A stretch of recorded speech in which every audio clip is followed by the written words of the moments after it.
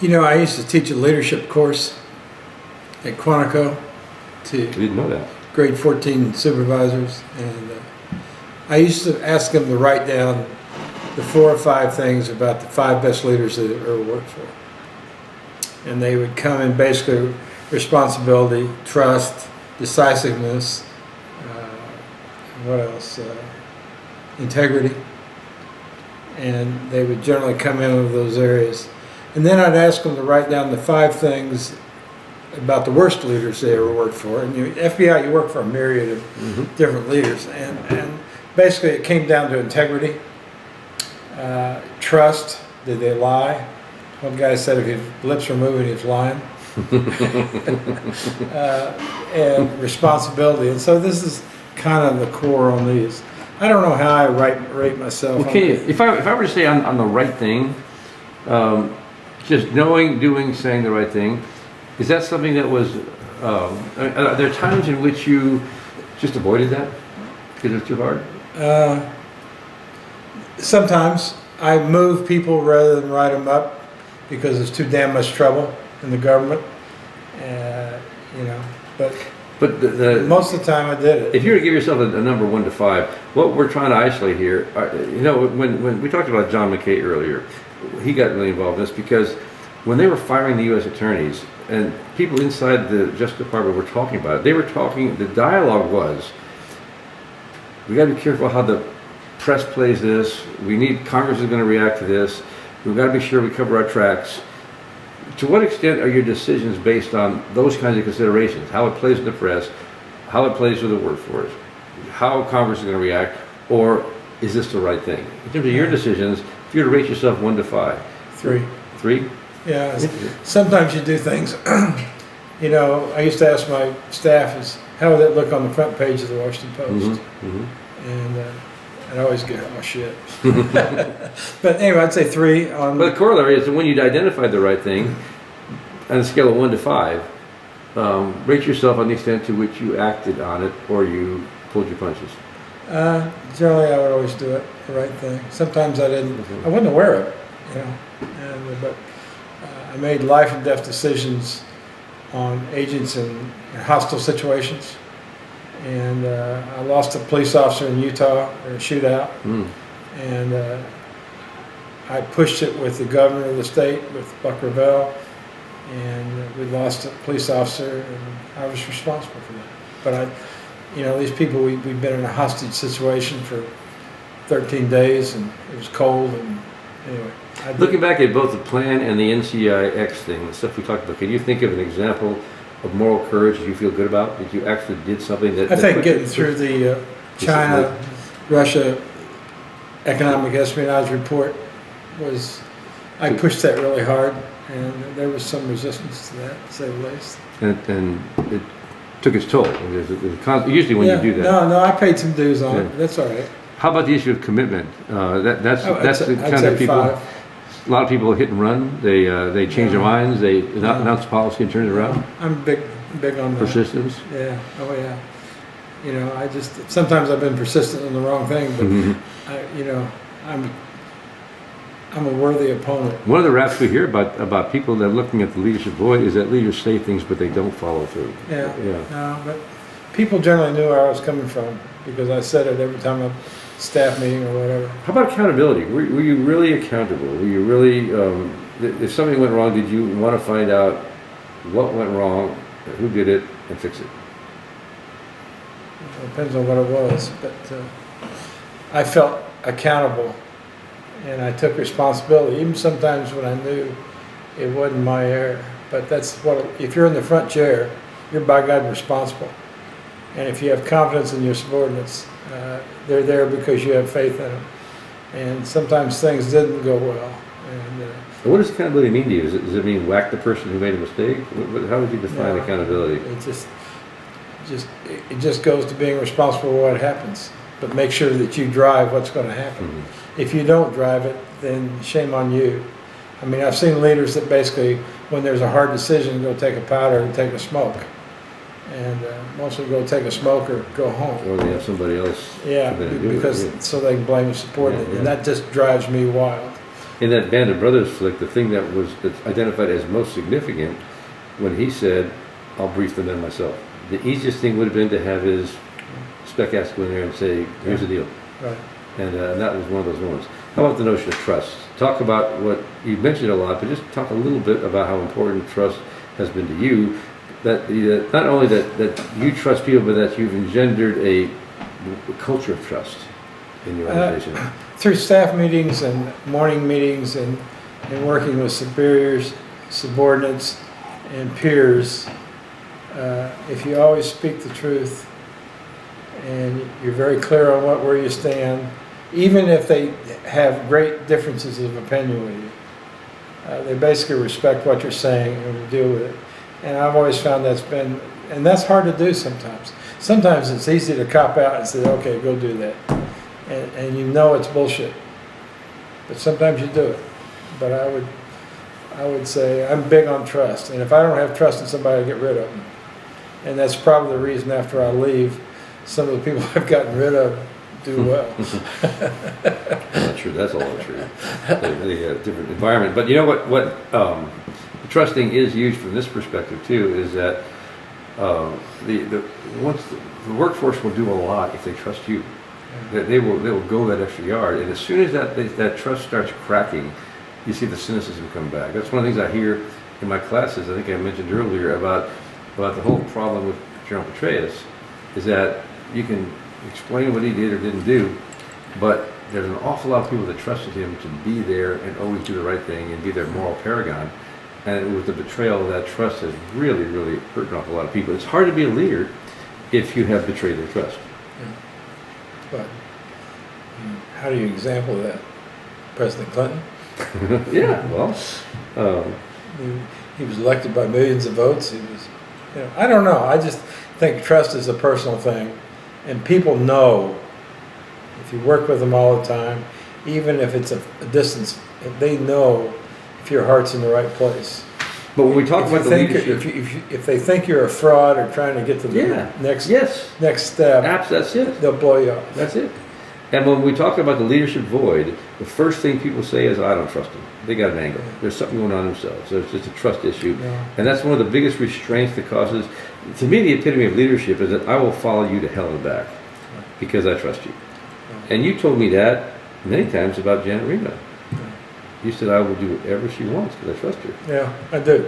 And I told her when I thought she was doing things that were not in the best interest. And she'd listen to me. Sometimes she didn't give a damn what I said, but she listened.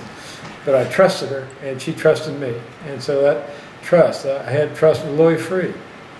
He knew I'd never lie to him. He knew I'd always tell him good, bad, or ugly. And same with Janet. And you projected trust among those in the FBI that followed you. Big time. That's probably your biggest legacy, that people trusted you. I did. I must say that there was a lot of, because I use humor, and you know what's going on in those people's lives if you have time. And it just, whether it's a John O'Neill, who I loved like a brother, and he had a lot going on in his personal life. But anyway, those are the types of people, you know what's going on, and you use humor, and use kindness, and use a stick once in a while. I do think these 5 attributes, we didn't pull these out of a hat. This was looking at people we consider leaders, identifying it, and these were the things in common. So across the board, everyone that we thought was a good leader scored high on these things, and so it's become our But ask people what people they work for they didn't think were good leaders, and see where they fell. A lot of them, they doubt for themselves. They're using the staff for their own benefit. They want to duck the hard issues. And they're insecure in themselves. Yeah. Somewhere along the line, they didn't get a hot lunch program. All right, last point. Let's make this what they call the lightning rod on Fox News or something. Let me just throw a bunch of and this is more during your time at NCI. Expert, maybe not. I'd like to get your impressions of leadership relating to some issues I'm going to throw out there, or some crises. Because when I do the class in intelligence management, it's around a lot of issues, a lot of contemporary issues. And the question is there a leadership issue there? Is it good or is it bad? So I'd almost like it as if I say something, like if I were to say is this a word game? Yeah, if I were to say the Baltimore riots last week, leadership, scale of 1 to 5, what would you give it? give it a 1. Okay, just why? Because I thought the mayor and the prosecutor acted probably without much thought and judgment. They were trying to appease the mob rather than take care of the issue, and they held back a police department when they frankly should have supported the police department. How about Benghazi? Leadership. From a leadership perspective. I thought it was poor. 1 to 5? I don't really know what went on there, but from what I saw in the news, and if you listen to Fox News and you watched Romney, who I didn't think take the president to task on it during the debates, but I frankly felt there was very little leadership from the State Department, and you know, there was warnings there, and they knew it was a dicey situation, yet the bureaucracy failed. And I'm not going to Hillary Clinton. Basically, I'm more on the bureaucracy of the State Department. I think it totally failed. How about Snowden? Leadership. Yeah. The whole issue. The whole issue. That's a sore issue with me. I think Snowden is a traitor. No, that guy, leadership. Was that something that could have been avoided, should have been avoided? Was there a leadership contribution to that, handled differently? Was it good, as good as we could do? I don't know how in the hell the guy ever got a background, 1. And 2, I don't know who reviewed it. And 3, who was his supervisor, giving him access that I didn't have as the National Counterintelligence Executive. Incredible. I mean, just incredible. Just a total failure. And you let this guy, you know, it just goes a little bit to the WikiLeaks thing, the same thing. There's just frankly, somewhere, and I don't want some sergeant taking on the nose here, there was a systemic failure in leadership. How about the issue that we dealt with the Fox News reporter and the Justice Department and the media leak? Unfortunately, I'm drawing a blank on the name. Jim Rosen. I'm not really familiar with that. Okay, we'll skip that then. That was a big issue last year with Eric Holder and media leak, and they were going after him for his witnesses. How about drones? Drone policy, intelligence, from intelligence. Is that from a leadership perspective? Is that good leadership? Bad leadership?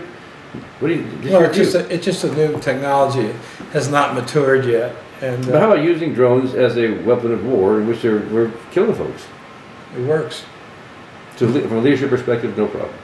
No. I mean, I'm sad to see an American citizen and an Italian citizen were killed, but you know, war is hell, and people get killed, and there was attempts to, you know, save those people, but you're dealing with a nasty force. Yeah. And you know, when they burn a Jordanian pilot alive, shame on them. So you're giving leadership a good high mark on that one. Oh, absolutely. And the only question I question is whether the CIA should control it or the Department of Defense. I think domestically it's going to have to be worked out there. I mean, you don't want to see drones going to the White House taking pictures of the president, you know, eating dinner. How about the leadership associated with harsh interrogation techniques? The leadership, not the policy, but the extent that it's been handled well, leadership. I don't know. As you and I discussed, I think there's a time when harsh interrogation might be justified. If there's many lives on board and this person has the key to the kingdom, sometimes you do what you got to do. As a general policy, I know the FBI is very opposed to you know, torture because you get a lot of false information and it's nasty work. Well, the FBI walked out of it. Yeah, I mean, I give them high credits there, but I just also think in my mind that if we could avoid 9/11, well, I'd have to think hard about that. Mm-hmm. But then we talked about the difference between. That's not a very good answer. No, it's not. It doesn't work. It doesn't work in this drill. Well, but you don't have to say it's a bad answer. it's not very good. But we talked about the difference between a policy that has to be written down, as opposed to just doing the right thing. And that's we don't have to go more. We've talked about that. How about? Let's go back to that. Yeah. I follow a little bit McCain, Yeah. and he was tortured for years because his father was chief of naval operations, and he was a pilot who was shot down, and he's very opposed to torture. And I think there's a lot of merit to that position. All I'm saying is there might be an instance where it might be worthwhile, but it'd have to be a very, very rare exception. And I don't know who'd do it. The Bureau wouldn't do it. I'm not sure the agency would ever do it. Tougher question, only because it's so broad. Leadership in the intelligence community generally. Leadership. I think there's 16 different agencies in the intelligence community. I can't remember how many there are. I don't know. There's 17? I can't count. I'm sorry. Math is not my strength. You're in charge. Yes, in charge of the damn thing. Though. 16 or 17. Yeah. If somebody's missing, you don't know. No, there were in the cases of outstanding leadership. Individually, there were cases of very poor leadership. Individually, there was mediocre leadership. My point is, I think the intelligence community, particularly the counterintelligence community, ought to be consolidated. And I think there ought to be almost like the Russian system. Mm-hmm. And, I've fought the Russians for years. And sometimes I'm even impressed with what they do. But it's because they have a very straight chain of command to whoever's in charge. And I think our system is so fragmented, and the DNI was meant to correct that. I'm not sure it's So you would take intelligence out of the agencies? I would put it in basically, to some extent, the internal intelligence for an agency I'll leave there, but some of the national intelligence, the counterintelligence issue, I would consolidate. And I have a military intelligence part, and I have a civilian intelligence piece. Now, would that address those cross-cutting things like information sharing and stuff? Is that the way to get there? It'd be a start. It'd be better than it is now. I guarantee it'd be better than it is How are now. you in terms of information sharing? Are you an advocate or you don't do very much? Very much an advocate. But what about the Snowden stuff and the WikiLeaks? Does that offset that at all? Well, what about cloud computing? What the hell's that going to do? Yeah. I mean, one knucklehead sitting there with a passcode and be able to take out everything in a lot of agencies. Why is that? I understand the resistance. Why is that so hard for leadership to just simply Money. throw the switch and say we're going to consolidate our data? It's money. I mean, it's cheaper to do that than, What's money? I don't get that. What do you mean money? well, it just costs less money to have a cloud than it does to have 17 different intelligence. Oh yeah. I'm saying, what is the resistance? Well, in this day and age, why is information sharing? I talked to the student. We have a policy. Everybody says yes, but I'm dealing with 14 and 15s, and they're still getting from the bosses. You're not sharing this stuff with anybody. Because there are agencies that they think their information so sensitive they're not going to share it with X, Y, or Z. That's a leadership issue. I agree. But it gets very sensitive when you have one source. You haven't read the Penkovsky papers. You ought to read it. Because there's one source in the Kremlin that advised the Brits and the CIA, and then finally Kennedy, about what the Russians were going to do. One source. And Oleg Penkovsky, was executed and burned alive because what he did. Yeah. Yes. But he saved the world from World War III, and God rest his soul. And if you haven't read the book, read it. No, Read it. I've heard of it. I haven't read it. No, Yeah. read it. But see, and that information sharing, are the Brits going to tell the CIA? Not unless the issue is so serious. Is the CIA going to tell the FBI? No. They didn't tell us about issues until they had 10 of their spies shot. Did we tell the CIA that 3 of our major spies had been shot? No.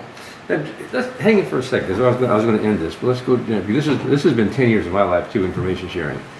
I'm not sure I understand that exactly. I mean, I know the issue. You're not very smart, or what? I'm not very smart. I'm not very smart. I'm going to ask some really stupid questions now. The idea of information sharing, the only reason it comes up, doesn't come up to be nice. It's not good government. It's not a Pollyanna reform thing. It's that somehow, collectively, the U.S. government can do a better job if all the people associated with the mission have the knowledge needed to do their job. I mean, it's a common sense kind of a thing. What is it that causes the FBI or the CIA to say, well, no, in this case, my agency needs trump U.S. government needs? It's a leadership issue. And so what do you do about that? what do you mean, what do I do about it? What kernel do you shoot? Well, It's been 15 years. First place in the intelligence community everybody assumes that their agency is penetrated.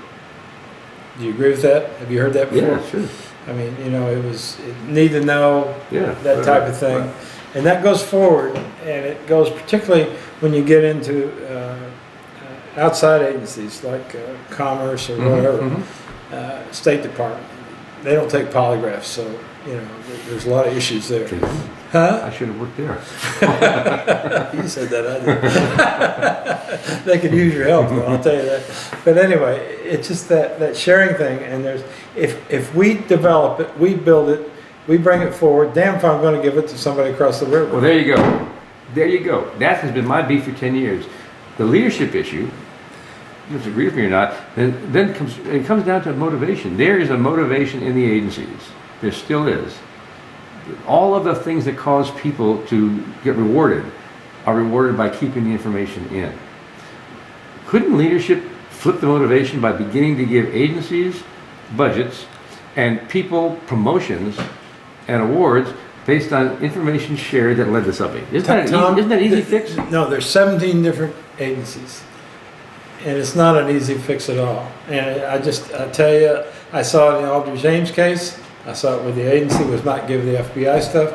We had to go to Capitol Hill, get a statute passed to get espionage information past the What FBI. if FBI promotions were based on information sharing? It wasn't the FBI, it was the CIA. What if the same thing? What if both sides, their career development was based on instead of arrest, throw arrests out, throw intelligence out, your promotions are based on the extent to which you contribute information to a positive outcome. But that's where we started putting officers and agents in each agency. Yeah. I mean, but it doesn't work perfectly. That's the reason I say there's too many agencies. I'm still getting from the students that they're being told to not share the shit. I don't care what the bosses say. I'm hearing that. It's probably true. I mean, I don't disagree with that. It's just I say the only way you fix it is there's a line chain of command, and you bring that together, particularly in the counterintelligence area. Yeah. The positive intelligence area, I'd have to think about that for a while. All right. That's all I got. I'll give you an opportunity. This is a bunch of graduate students. They're going to hear you. The last thing they're going to hear is going to be in week 11. They're going to hear you, and then they're going to get their master's degrees in intelligence management.